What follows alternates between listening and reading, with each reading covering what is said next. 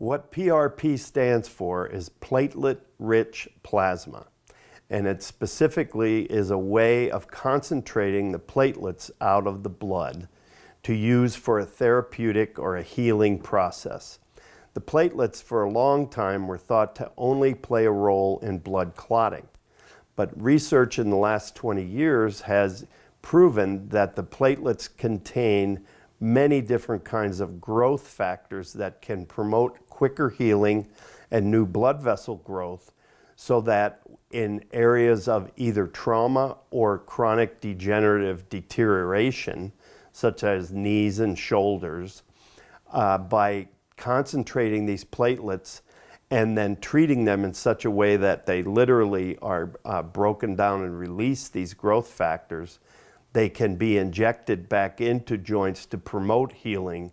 and avoid things like knee replacement surgery, joint replacement surgery, by literally regrowing new cartilage.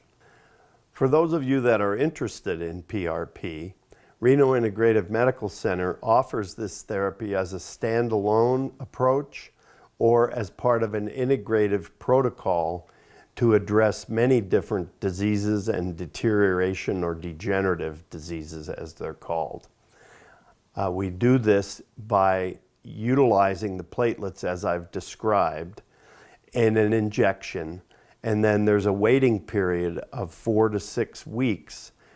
to give the body a chance to heal those areas, the degenerated areas, before a second or third or fourth shot is applied. And it varies from person to person. So what's so exciting about PRP is it's a perfect example of using modern science and technology to utilize ancient healing pathways that have been found in the body for a long time. But by applying these specific techniques, we can focus it better and help the body to heal quicker than it would on its own.